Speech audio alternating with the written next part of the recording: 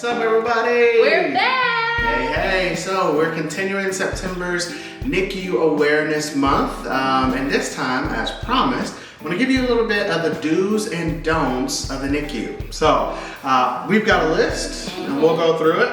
I do want to just give a preference that, hey, anything we give you guys on this list is not something that we're saying you have to do or you should not do, absolute, but it's just our suggestions on what we felt. From our journey. Yeah, and helped us get through our process and our time. And things that we reflect on now that said, you know what, we shouldn't have did that.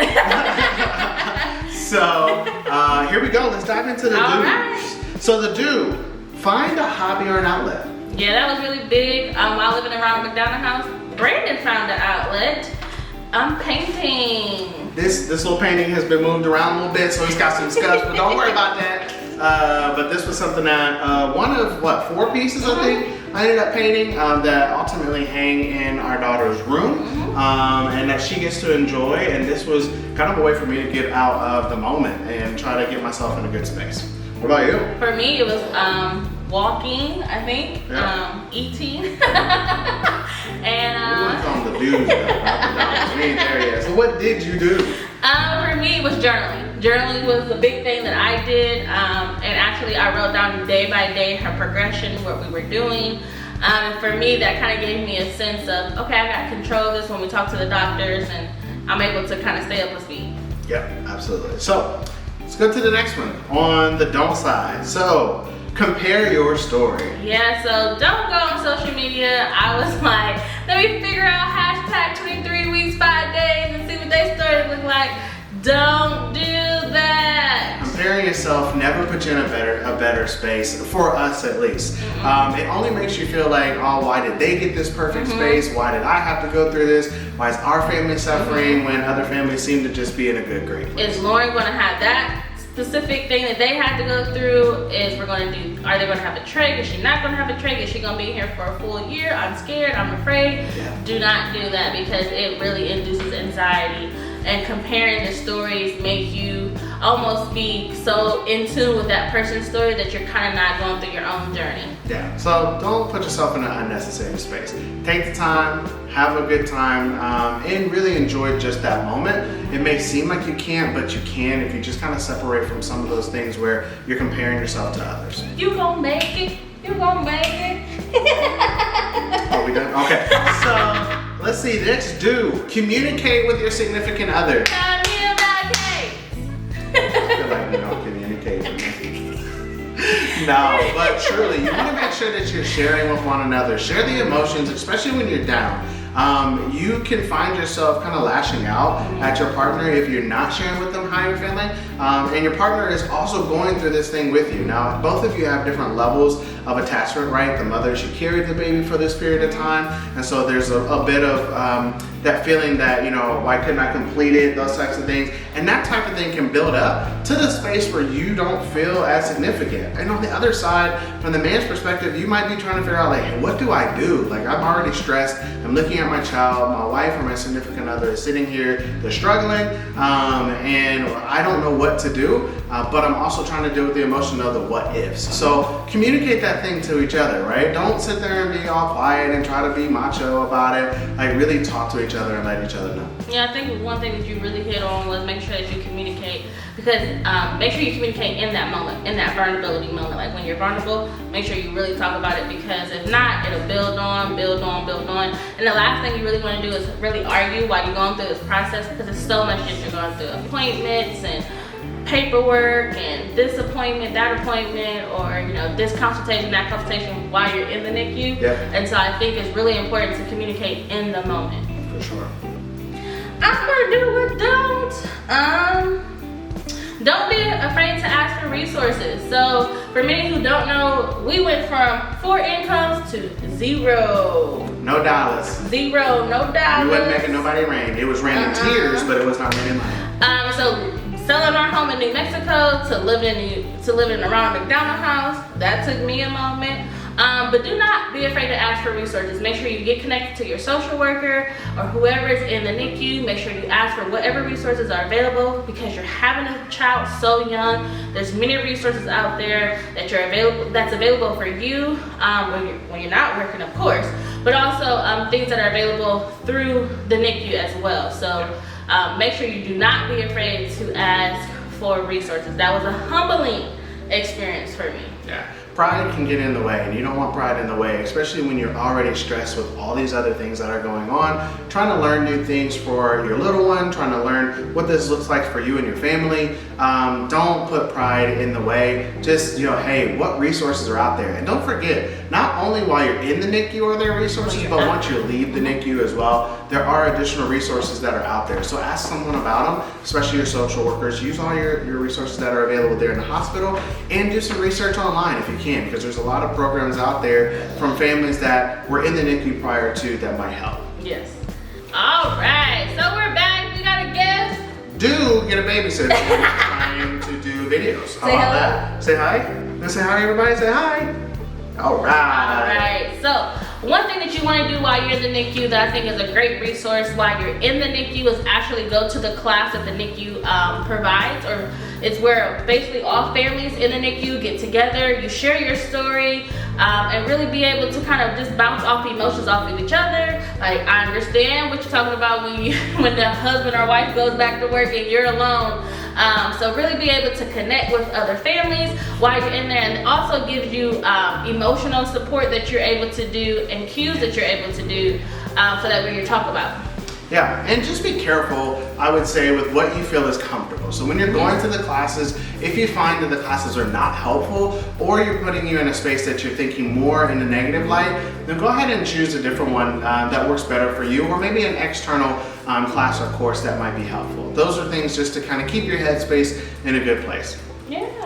All right, so the next one on the don't list is don't emotionally consume. So when we say emotionally consume, immediately for me, it is eating, but that's not the only thing, right? You can emotionally consume negative TV, you can emotionally consume negative social media. All those types of things are readily available for you at the palm of your hand, or just walking across the hospital cafeteria. So be cognizant of all the things that you are consuming and taking in, because you want to keep your headspace in a good place. One of the things that we did, unfortunately, is we emotionally consumed. We went to Panera Bread. Ooh, had my little macaroni and cheese and bacon. They knew me by name. And chocolate chip cookies. Can I have the pack? I want one. Warm I want chocolate the cookie. good one. Yes, Lord. See, we're doing the thing we're not supposed to do. Yeah, All right. okay. So, don't do that. Why? Because you end up picking up 60 pounds and you leave, and then you're in a negative space because you're like, I have this new baby at home, I'm out in the NICU, and I've got all this extra weight that I did not intend to have. You go back to work, it's just a lot. Carrying the weight is a lot, your body hurts. Yeah, it's a lot. Absolutely. So make sure to take your steps if you can in the NICU to remain healthy. Try to find healthy choices. Get out there and do some exercise or walk. Those things can be beneficial. What actually leads us right into the next one, which is take some time away. Yeah, take a step away. Take a step away. Do not allow to be at the bedside to consume you. Really take that time and step away, get that fresh air, maybe have a phone conversation, or try to catch up on whatever you need to do, but really do try to step away, because being at the bedside, for me, it really consumed me. I think to the point where we had shared in the video before where Lauren had extubated herself, and I was just afraid because we had been at the bedside so much. We would get up in the morning, go, break for lunch, go for after lunch, break for dinner, go after dinner, and then we would go to the NICU again before we went to sleep. And then when we were at home, I would call and say, hey, how's you doing? What we're looking at? And the first thing in the morning, I'm calling. So, not saying that to not call and check on your child, but just really make sure that you're able to not be so consumed being at the bedside, because it will induce anxiety and panic. And you want to make sure that you're able to kind of really have some time for yourself, step away, and take care of yourself. Yeah, because every situation for the NICU is very different. In our case, we had an oscillator and ventilators involved, and watching those numbers, hearing that machine go all day, can definitely put some bad thoughts in your mind. I mean, I was there often especially when Chanel did get back to work. It was just Lauren and I in the hospital room, and the room was dark. I was sitting in there watching her in the incubator, sorry, and it just became depressing in some places where, you know, it really put me in a bad mental space. So be okay to step away. The little one is all right. There's nurses and care right there for them, and many of the nurses and those in the hospital will tell you the same. Like, go take a walk, go explore, find something new. Use maybe what we talked about earlier, finding a hobby, because you don't want to put yourself in a space where you're just constantly taking in and think only about what's next in this journey. Yeah, they're the best place. Yeah. So don't allow constant negativity. So that's kind of a good segue. Constant negativity, whether that's coming from friends, family, you want to really make sure who you're communicating with, what you're communicating about, because all that plays a role as you're going through this a big stressful time of your life. Every day is up and down. You really want to be careful who you're talking to, what TV you're watching, what really you're giving a lot of time to, because that will definitely play a major role in your headspace mentally and emotionally.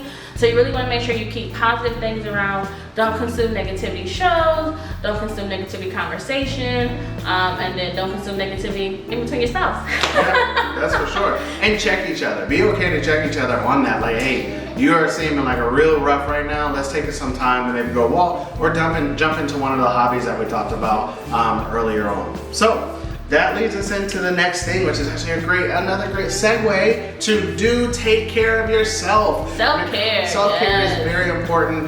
There were a lot of NICU families that we met that were like, we haven't like gone and got a haircut in 3 days or 3 weeks, excuse me. And we really just want to do that.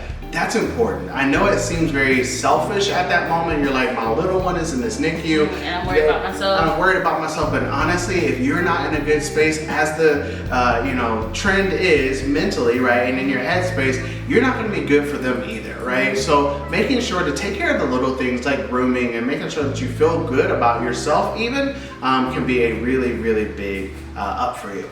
Yeah, definitely take care of yourself, ladies. Even if that's just maybe getting away and getting a pedicure, or maybe getting away and just getting something done to yourself as far as maybe a manicure or pedicure or your hair done. I did do that a couple of times, and it did allow me to like kind of relieve and say, oh, okay, I'm ready to go back to the NICU. Yeah. So our final don't is actually represented on the shirt. Do not suffer in silence. Yeah, so do not suffer in silence is a really big thing. This process is going to be can be very long and can be very draining. So you want to make sure that you are very, very transparent in your communication. As far as, maybe telling your story or sharing with others or family, but do not allow yourself to basically be withdrawn and consume all these emotions, and do not share them with other people. That will make you have a spiral effect where you're talking about, especially as far as women, we already kind of have that place where it can kind of put us in postpartum depression. And there's many families that sometimes deal with PTSD after graduating from the NICU. So I think what helps you in that is really making sure that you don't suffer in silence. Communicate with your partner, your family, a spiritual person, a counselor, a therapist, anyone that the hospital provides to you or your insurance provides. Just really make sure you communicate. Yeah. So finally, do ask questions if you don't understand. Listen, you're gonna find yourself in a situation where, maybe you don't have the benefit of having a wife that's a nurse, and being the person that's like, I have no medical history, but ask questions. If you're not sure, be okay with saying, you know what, doctor, nurse, whoever it is that's in the room, therapist, or anybody on respiratory, especially for us, hey, I don't understand what that is. Could you explain it to me? Could you help me out a little bit? All those little things may seem like embarrassing moments, but it can help you a lot from a mental space if you know what you're looking at or you know what you're looking for.